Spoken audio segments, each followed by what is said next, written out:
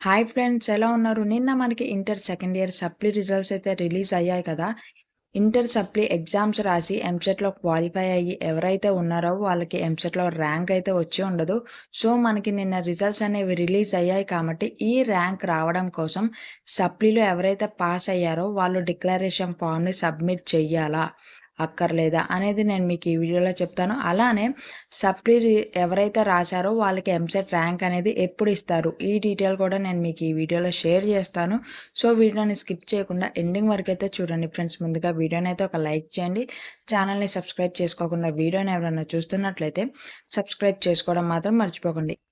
ఎవరైతే ఎంసెట్‌లో క్వాలిఫై అయ్యి ఏపీ ఇంటర్ సప్లీ ఎగ్జామ్స్‌లో కూడా పాస్ అయ్యారో మీరు మీ ఎంసెట్ ర్యాంక్ కోసం మీ ఐపీఈ మార్క్స్‌ని డిక్లరేషన్ ఫార్మ్ ద్వారా సబ్మిట్ చెయ్యక్కర్లేదు. ఎందుకంటే ఏపీ వాళ్ళ ఐపీఈ మార్క్స్ అనేవి బోర్డ్ దగ్గర ఉంటాయి కాబట్టి వాళ్ళ ద్వారా వాళ్ళకైతే రీచ్ అవుతాయి.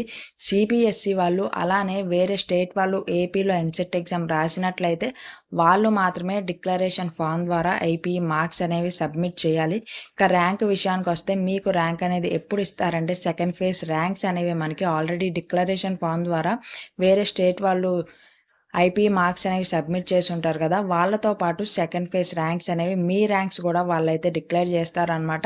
నిన్ననే మనకి రిజల్ట్స్ అనేవి రిలీజ్ అయ్యాయి కాబట్టి మీ సెకండ్ ఫేజ్ ర్యాంక్స్ అనేవి రిలీజ్ చేస్తానికి ఒక 3-4 డేస్ అయితే టైం పడుతది. వన్స్ అప్డేట్ వస్తే గనక నేను మీకు వెంటనే ఇంకో వీడియోలో డీటెయిల్స్ అనేవి అప్లోడ్ చేస్తాను. సో, ఈ వీడియోని మీ ఫ్రెండ్స్‌కి కూడా షేర్ చేయండి. వీడియోని లైక్ చేయండి. ఛానల్‌ని సబ్స్క్రైబ్ చేసుకోవడం మాత్రం మర్చిపోకండి.